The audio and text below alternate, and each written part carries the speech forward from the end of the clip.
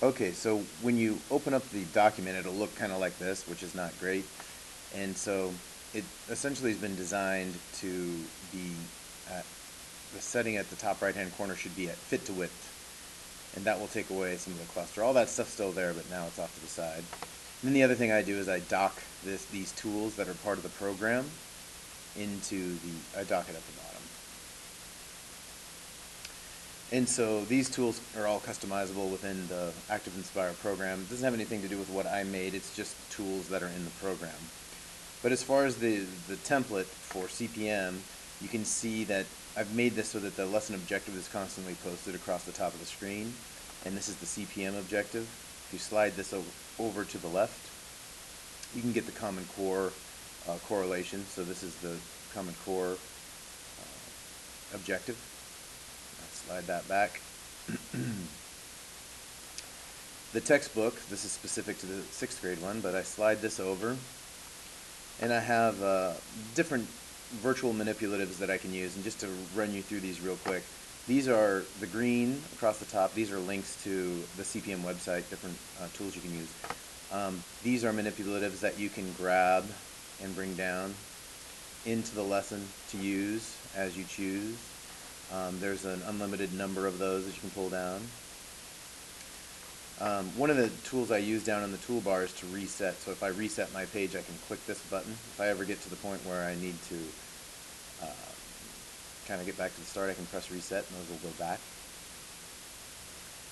And I'm doing this on an old laptop right now, so it's not really as fast as normal. But if I bring those tools out again, all of these things are drag a copy. So this is a coordinate plane, which you can use. And I'm grabbing it and resizing it, and that's all I'm doing. I can use this. Anything I write on this will contain in this document, this actual image here. So that's an option. You can select and press delete and it'll go away. Same with this number line you could use. These are actual links to different websites that I use for curating student ideas, and the Show Me app, they can make videos and post to Show Me, and we can watch those based on different math problems. This is called Infused Learning, this blue one here, and it is another student response system that's pretty handy, just on all web devices. You don't need a bunch of technology necessarily, but just a Wi-Fi connection.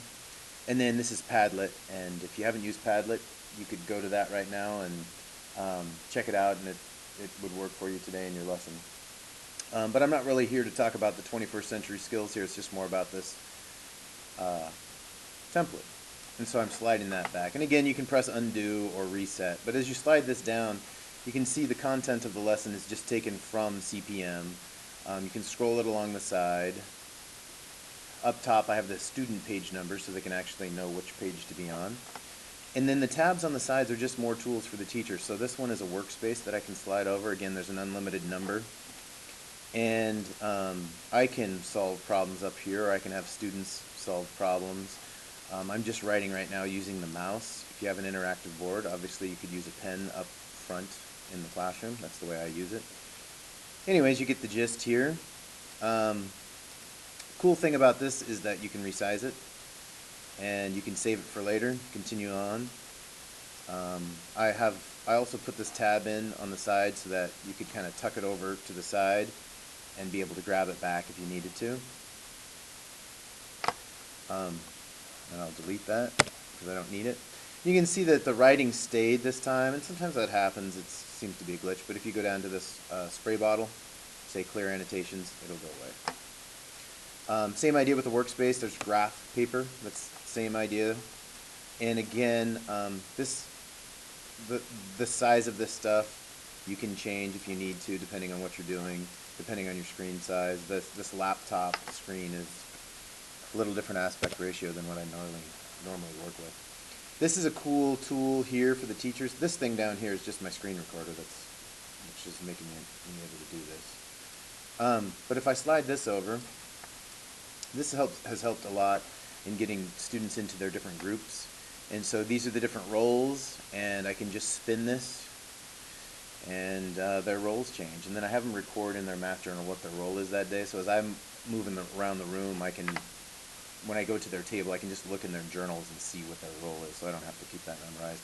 And each day or every couple days I give it a spin and they have a new role.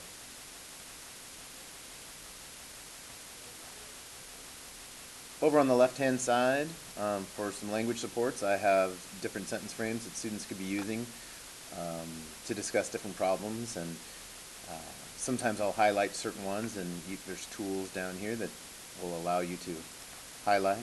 You can choose your color and just say, okay, I want you to use this frame for your discussion, and also this frame, for your discussion. It's a good tool. It's pretty generic and there's room for improvement there, but it's definitely a step in the right direction. Just to remind the students from time to time what we're doing, these are the mathematical practices, and this was made by some teachers, I think, in the district, and so I'm not going to claim that, but it's a place where we can house that and bring it out. And oftentimes, same idea, I'll highlight or we'll talk about specific ones, not all at the same time, but it's really up to you.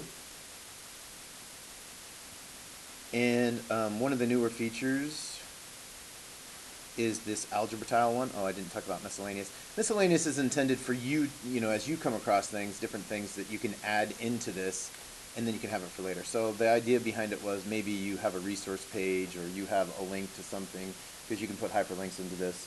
That might be an option. Like when we ask for teacher resources, the worksheets that come with CPM, in some of the previous ones, I've pasted them into that tab. The last one here is the Algebra Tiles.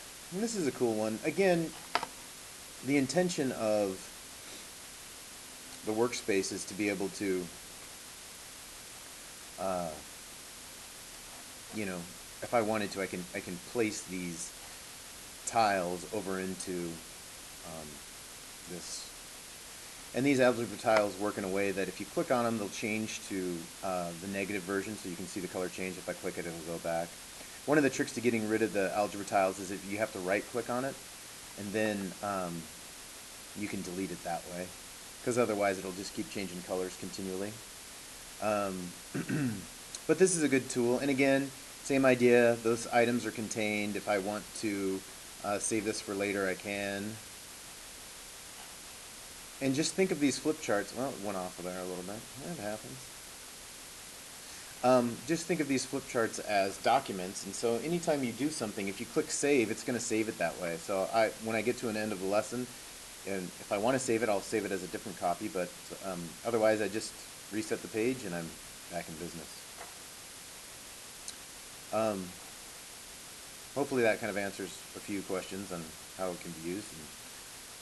And, again, the ones that I'm using, you can see the content is changing, but the tools around it stay the same. So if you wanted to adapt this for 7th, 8th grade, you could keep the tools, because I would imagine those things would be fairly universal. Could be wrong. But the content changes as we change those. And again, I've made this too with the idea that I could add more tools up to this sliding toolbar as I need them. I wasn't sure what I needed in the beginning, and I've been adding them along the way. So hopefully this sheds some light on what's going on here, and if this is a tool that you want to use in the future, be my guest.